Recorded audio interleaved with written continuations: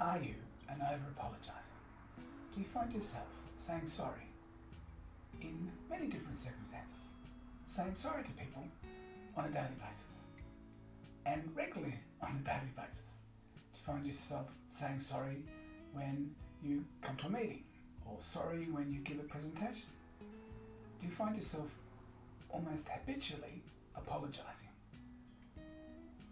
If that's the case, then I want you to think about the negative impact that will have on you, on your brand, and on your career. When people say sorry regularly and in many ways inappropriately, what they're communicating is, I'm insecure. What they're communicating is, I'm not strong. They're communicating, I'm not assertive.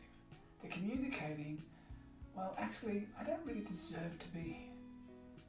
So even when you do feel insecure and maybe feel like you don't deserve to be there, you need to stop and go, well, I'm going to keep that to myself. I'm not going to share it with everyone and get them to know how I feel. I don't want to share my insecurities with people. I'm not going to keep saying sorry. And it is very common. I remember going into the office and I hadn't booked a room, but I wanted some space on my own to do some work. So I looked around, saw an empty room, dashed into that. And pretty soon got engrossed in the work.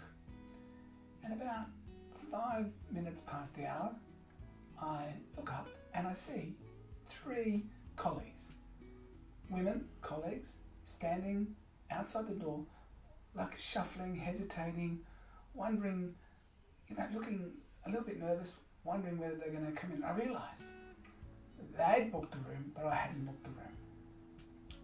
And these were 3 amazing colleagues who I admired and respected, and that they're so competent and effective, and they're great people. Look, in many ways, so much smarter than me. And they were there, hesitating, shuffling at the door, and I realised that I had taken their room that they had booked. So I grabbed my things, opened the door, and said sorry. Now, none of them heard my sorry. They were too busy providing their own sorry. They were saying, oh, sorry to disturb you, Barry, sorry that, blah, blah, blah, and they were apologising to me. And hang on, I made the mistake. I didn't book the room, they booked the room. And so it's interesting that they felt compelled to actually say sorry when really they don't need to be sorry.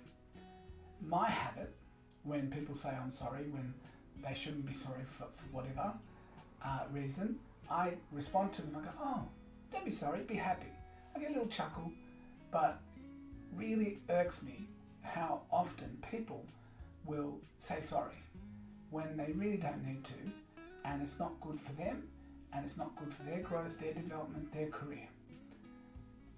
People, I train in public speaking and presentation skills.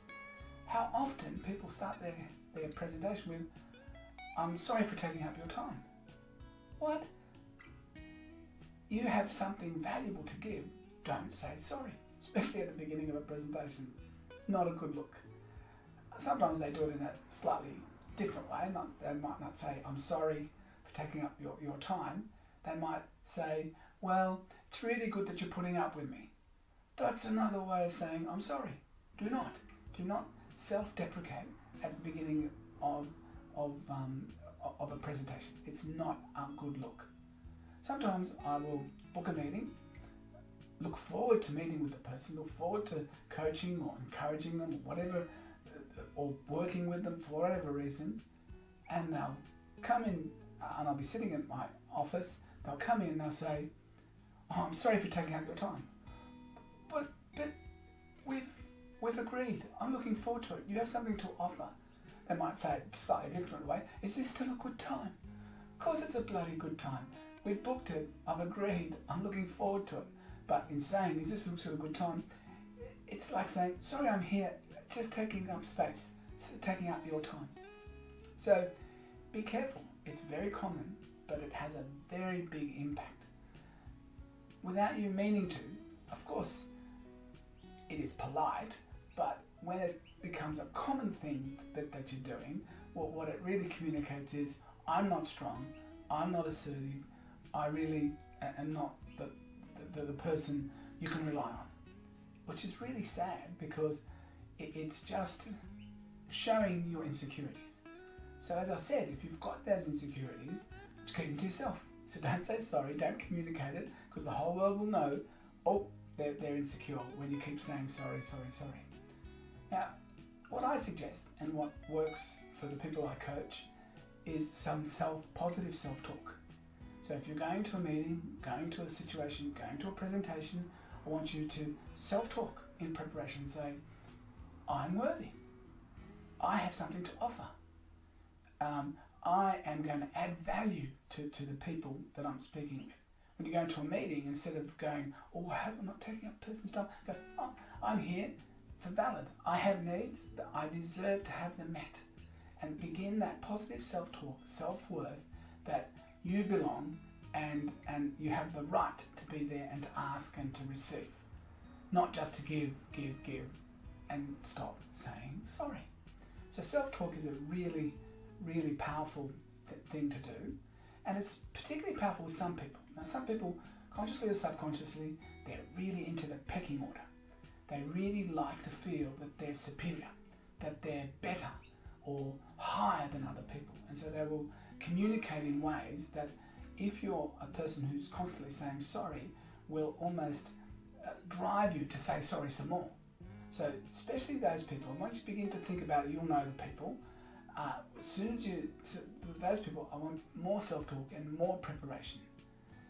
It could even be that you role play with somebody that first opening discussion with that person, because they might be higher in the organisation, or they might be very different personality and tougher. So you might go, okay, how am I going to start this conversation in an assertive and a good way that shows that I belong and I should be there, and they need to respect me and they need to honour me, rather than, oh, I'm really sorry. You may need to practice and prepare, not just self-talk, but actually role play it with somebody. But once you get the knack, once you catch yourself going into the habit of saying sorry and then stopping it, you'll get better and better and better. Because remember, you are worth it. You're not there by accident. You're there because you belong and you're contributing. And that's a self-talk I want you to sort of give yourself very regularly. A really good book that I found very helpful is called The Courage to Be Disliked. And I read that book. It certainly helped me personally, and I've recommended it and given it to lots of people that I coach who are serial apologists, apology givers, sorry givers, who don't always feel like they belong. So it's really good to think, am I doing stuff consciously or subconsciously out of my insecurities? Am I showing my insecurities when I say sorry? So what you need to do is think about it, hold respect for yourself, stand up, head high, and go, I belong, I have value, and I'm not going to say sorry for anything and everything. Now, of course, if you've done something wrong and you've upset people and you've made a mistake, then absolutely say sorry. And there are really good ways to say sorry, and you need to. And the people and the leaders who say sorry are the ones who succeed even more. And we may cover how to say sorry at a future time, but for now, stop saying sorry as a knee-jerk reaction, as a way of showing your insecurities and maybe communicating that you're not strong, you're not worth it, and you're actually limiting your career. So stop saying sorry. That's what I want you to do. Stop saying sorry.